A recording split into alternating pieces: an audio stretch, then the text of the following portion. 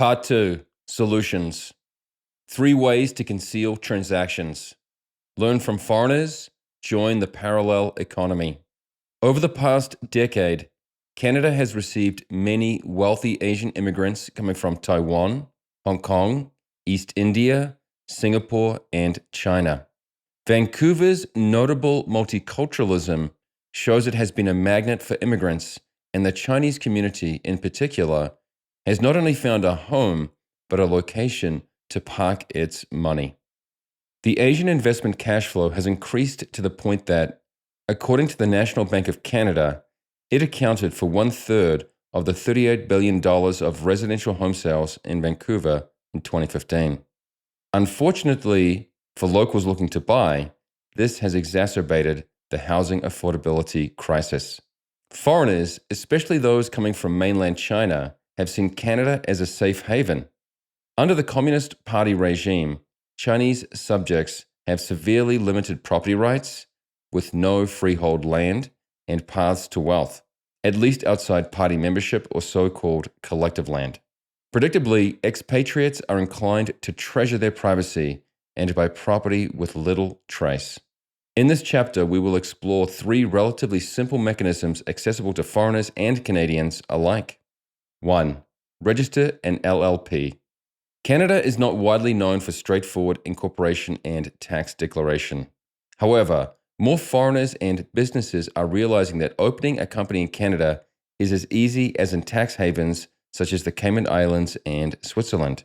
Foreigners usually open limited liability partnerships, LLPs, because one does not need to be in the country to open these companies. Moreover, LLPs have tax exemptions. LLPs can also benefit Canadians, particularly given their privacy provisions. The information of people associated with the LLP is confidential, and they do not need to share their identification numbers. Also, reporting and disclosure requirements of LLPs are fewer than those of other corporation forms. LLPs are regulated under provincial legislation, and Ontario is the preferred destination among foreigners. This is because Ontario LLPs offer the highest secrecy standards. Quebec and Alberta have some disclosure requirements, and British Columbia requires the collection and disclosure of shareholder information. LLPs need one general partner and at least one limited partner, but one person can be both. The contribution to incorporate an LLP can be as low as $1. The amount of money committed to the company is confidential. LLPs are not separate legal entities subject to taxation. All the earnings flow through to partners akin to a US LLC. So LLPs do not need to file tax returns or pay corporate tax. Nevertheless, Canadian LLP owners must pay their own income taxes. To register an LLP in Ontario, partners should fill out the incorporation forms correctly, set up a partnership agreement, pay the incorporation fee, $300 as of this writing, and maintain copies of all minutes and supporting documents and records. The LLP also needs an Ontario mailing address, where owners must retain these documents. Just as foreigners do, Canadians can utilize intermediaries and agencies to go through the incorporation process anonymously. 2. Buy property. Another alternative way to buffer your wealth is to buy real estate. To ensure anonymity, one can work with lawyers, real estate agents, and developers. Vancouver and Toronto are foreigners' preferred real estate markets because they conduct less due diligence. First, assuming sufficient available funds, you do not need to go through procedures required by financial institutions when granting a mortgage. Second, purchasers do not need to disclose their names.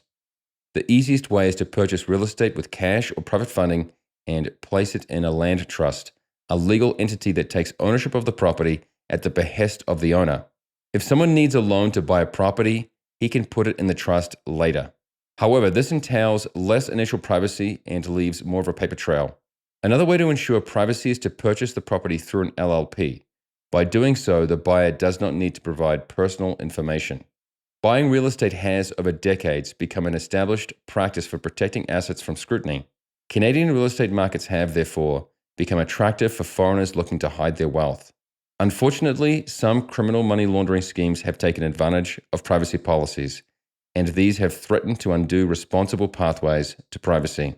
Ottawa has pledged to create a registry disclosing the assets of anonymous and offshore companies. although it would not be ready until at least 2025. 3. Use cash. Using cash to buy assets and make payments is often the best and simplest approach to protect financial information. Cash leaves no trace at all. Even the recipient need not know the source, as occurs in a church offering. Governments are hardly fans of this privacy or agorism, the parallel economy. That is why they are promoting cashless societies and rushing to create central bank digital currencies. Tax collectors want full access to and surveillance of financial data, accounts, movements, behaviors, and more. Switzerland is a notable exception. Cash use there remains strong as a reflection of good governance and a stable Swiss franc.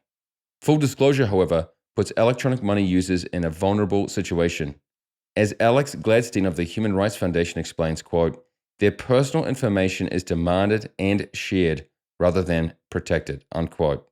Canadians value preserving their privacy in financial transactions, and that is why holding cash has actually increased in recent years. In September 2020, the Bank of Canada revealed that cash in circulation was around 25% higher than pre-pandemic levels.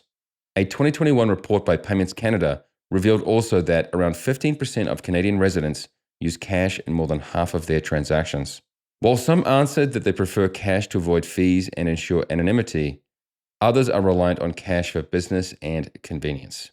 The report suggested that 88% of heavy cash users are between 18 and 34 years old or earn less than $59,000. Since immigrants to Canada are younger and likely to be getting a foothold in the economy, they will be overrepresented in these two categories. With $113 billion worth of physical money in circulation, there is more floating cash in Canada than at any time since the 1960s.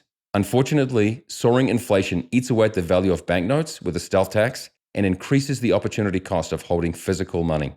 Kurt Rosentreter, a portfolio manager at Manulife Securities, told the Globe and Mail in April 2022 that people were considering reducing their cash reserves. Quote, people are now realizing they are making a negative 6% return on their cash, unquote. To strike a balance, one can hold cash for daily payments and preserve wealth in hard assets such as real estate and precious metals. If privacy is of utmost importance, one can use cash, accepting the inflation tax, to make both small and large payments to keep one's identity and financial activity private. While walls might seem to be closing in on the individual, there are relatively painless ways, with a little planning and initiative, to create a space of autonomy around him. That being said, someone who values his liberty and privacy will have to make them ongoing topics for awareness, since laws, regulations, and business policies are always changing. These three techniques are steps to consider in that direction, buttressed by those recommended in the chapters that follow.